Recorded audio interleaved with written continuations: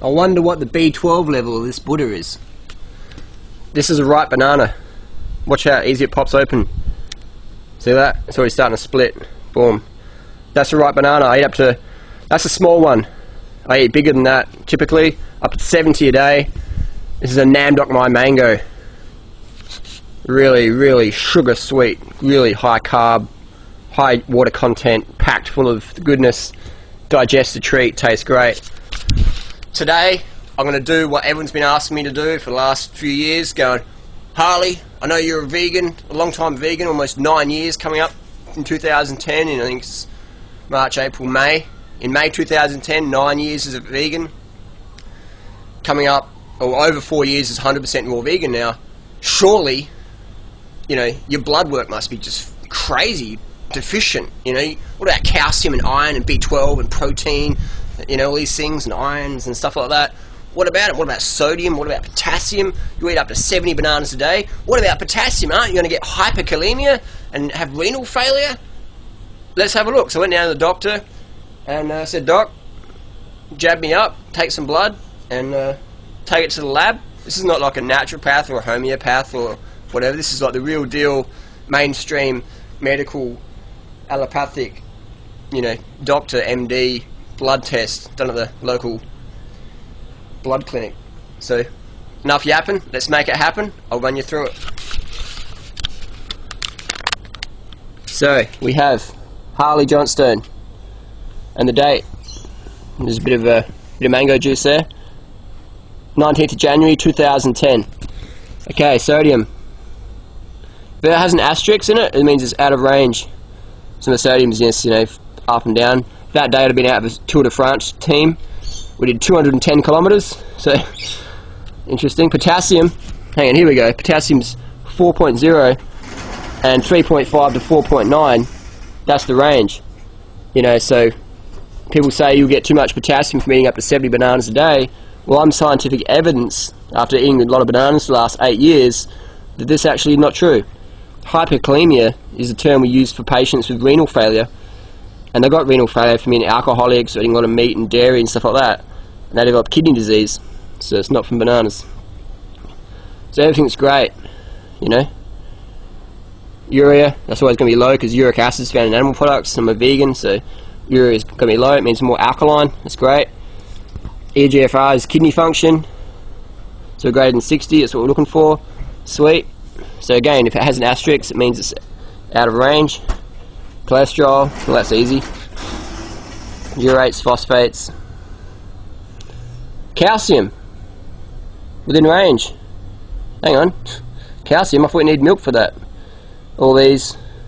Protein. What's the medical word for protein deficiency? I'll put $500 in your PayPal account if you can email me that. And it's not kwashiorkor, that's caloric deficiency. It's not marasmus, that's caloric deficiency. And it's not kwashiorkor or marasmus, they're both caloric deficiency. No scientific group agrees that they are either protein deficiency. Some scientists might say, oh, it's protein deficiency, but it's not a general rule. If you have iron deficiency, they call it anemia. All scientists agree anemia is, you know, iron. So no medical word for protein deficiency. I actually have the same amount of protein in your typical competitive steroid anabolic bodybuilder. People say, that's not true. I'm like, alright, I'll prove it. Just getting the page here. So this book here is the Anabolic Reference Guide. It's Phillips. This is what all the drug takers use. I recommend it. Just so you can, you know. Page 139.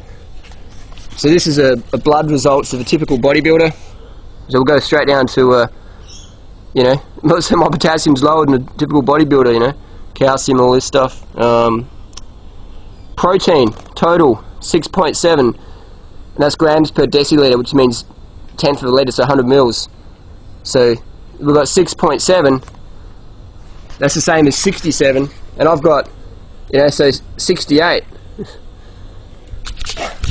What? And I just eat fruits and vegetables, nuts and seeds, raw plant foods. You know what I mean? Just a bit of sprouts occasionally, and I've got enough protein to be a competitive bodybuilder. How come I don't look like a competitive bodybuilder? Because I hardly lift weights, you know. if I spent as much time as I do on the bike as I do in the gym, I'd be a competitive bodybuilder, you know, no doubt.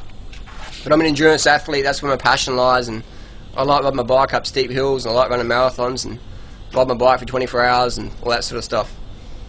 So, alright. So we'll keep back to the blood test. Alright, next one. Hemoglobin, 149. Red blood cell.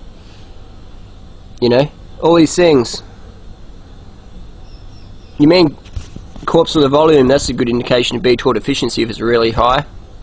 But that can go up in athletes, so it's, you know, not always accurate. So again, nothing out of range, no asterisks. White cell count, all great.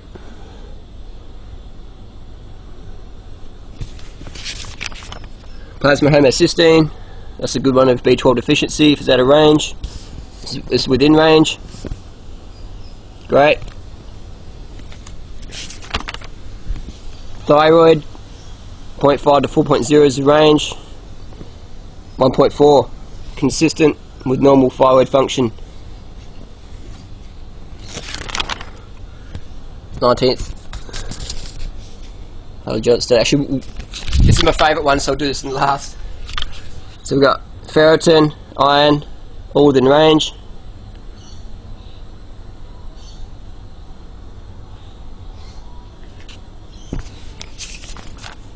Vitamin D, get it from the sunshine. Take a supplement if you're living in crazy climates. Vitamin A, fruits and vegetables. Vitamin E, 20. Alright. Now here's the boom bada bing. Vitamin B12. Serum vitamin B12. 1450. The range is 140 to 700. Harley Johnstone. Collected 19th to the 10th.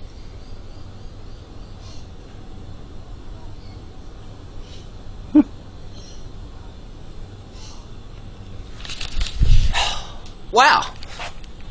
So I was referencing my little anabolic steroid guide, and